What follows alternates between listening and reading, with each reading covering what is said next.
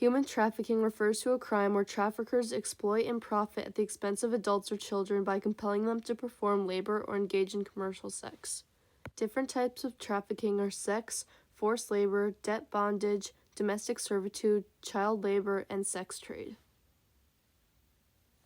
Traffickers look for people who are in a vulnerable state or who have certain needs that are not being met. This can range from anyone who is a small child to any size adult. People who are at big risk for trafficking are women and children, people of the LGBTQ community, and homeless and runaway youth. The United Nations defines human trafficking as the recruitment, transportation, harboring, or receipt of persons by means of force, fraud, or coercion for reasons of sexual and labor exploitation. The Catholic Church is fighting for the personal dignity of these nearly 21 million people trapped in modern slavery. On human trafficking, Pope Francis asked, "Where is your brother or sister who was enslaved?" Almost 12 million people are trafficked within their national borders, and more than 9 million people are trafficked across international borders. A little more than half of all trafficking victims are women, but they are 98% of all sex trafficking victims. 1 in 4 victims is a child. That's 5.5 million children around the world. This is a global catastrophe, including a staggering 1.5 million people being trafficked here in the US, Canada, and Europe. How does this continue? Why hasn't it been stopped? Poverty, globalization, and a failure to enforce existing laws has led to a boom in trafficking. Traffickers steal their victims' passports and other official documents, as well as using threats or abuse to imprison them indefinitely. By preying on desperate and vulnerable men, women, and children with the promise of money, work, or education, traffickers have been able to profit on people from all sectors and industries. Trafficking has been identified in all parts of the U.S. It is most common in cities and larger populated places in each state. It is happening all around us, and we don't even know.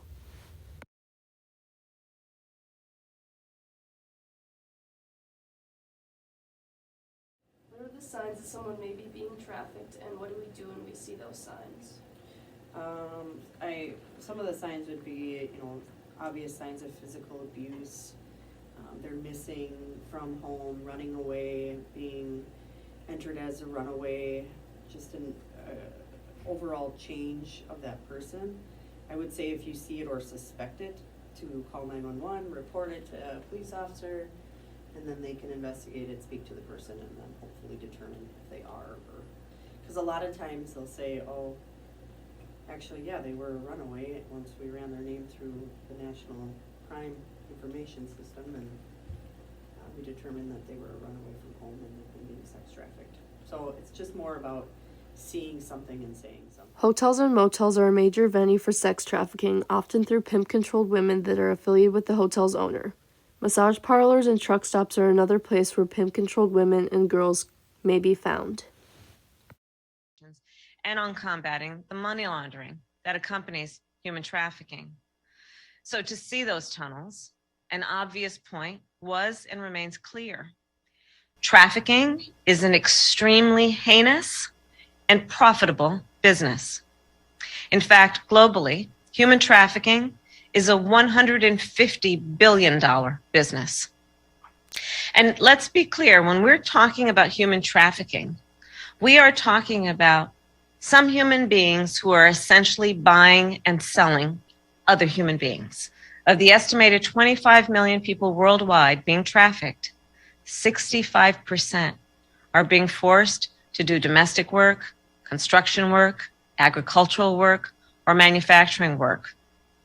Last year alone, we seized nearly 1,500 shipments of merchandise made using forced labor, including things like clothes and electronics. The value? Nearly $500 million. As a nation, we must require serious consequence and accountability for those who commit these crimes.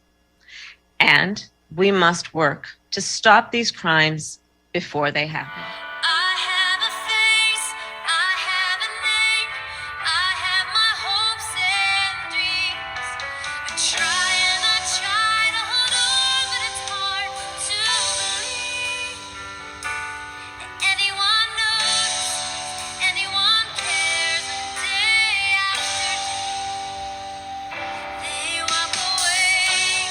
Signs that someone could be being trafficked can be frequent absences from school, running away from home, unexplained bruises and scars, withdrawn behavior or anxiety and fear, signs of drug or alcohol addiction, sudden change in clothes, friends, or access to money.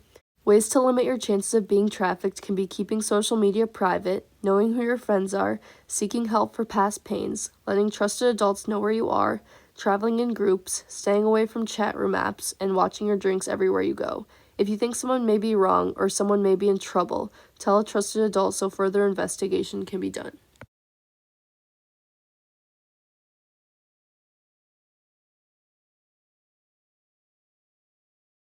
Okay, how can society support victims of trafficking?